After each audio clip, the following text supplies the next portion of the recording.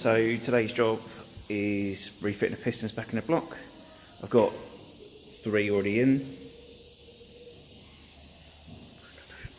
So we've got 3 already in, so we're just going to do the last one now and hopefully we'll show you how it goes.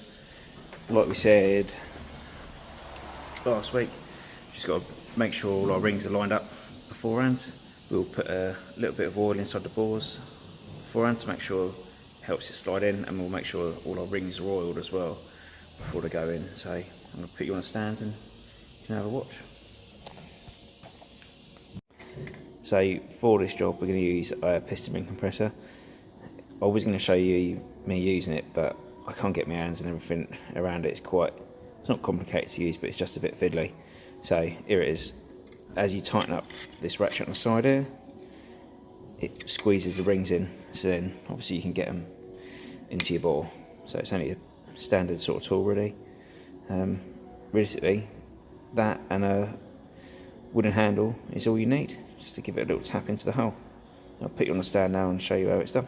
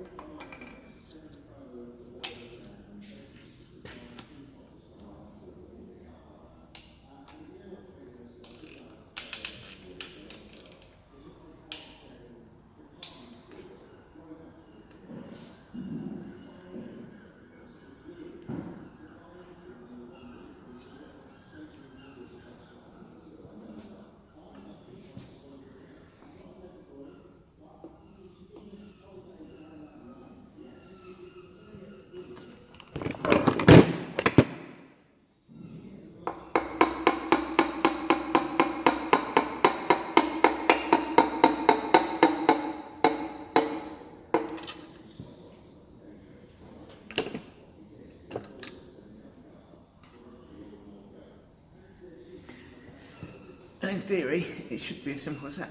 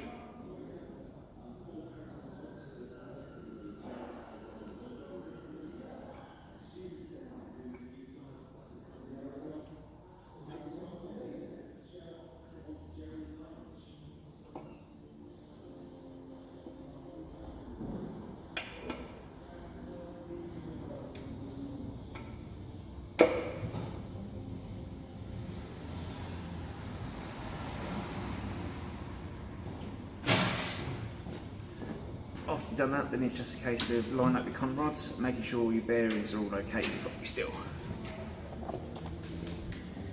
As you can see in there, you can see the lighter material is your bearing material and how it's just sat around the crank ready to be bolted back up again.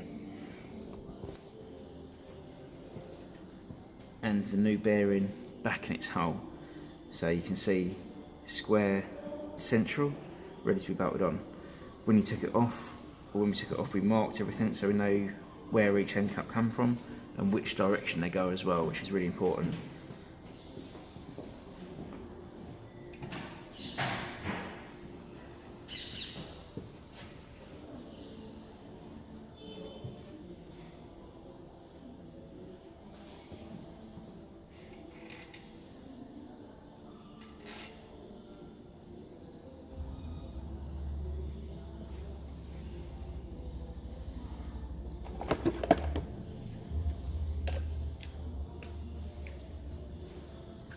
Each different manufacturer will have a different torque setting for their conrods.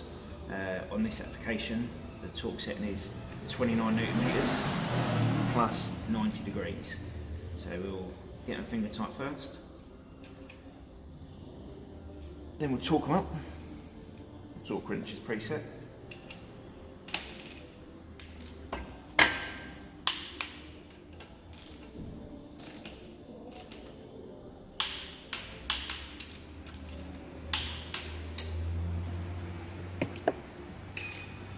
At this point it's best to turn the engine over by hand, just spin it round, make sure it doesn't feel like there's anything binding.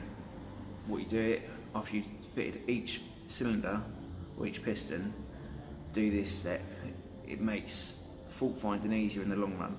If you were to fit all four and then you've got a fault, then you have to take everything back out again or work backwards to find out where your fault is. So it's easier just to do this step with each one.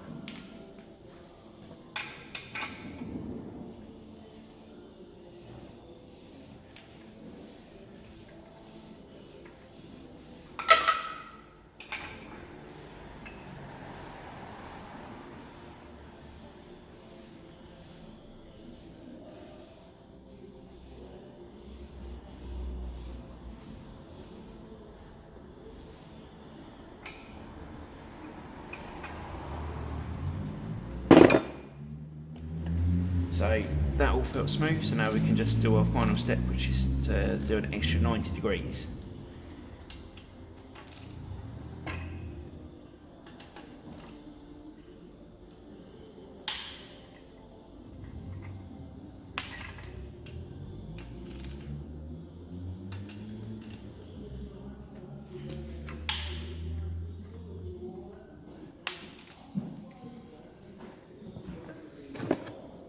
Turn it over one last time by hand, make sure nothing's binding, which it isn't, and that is it.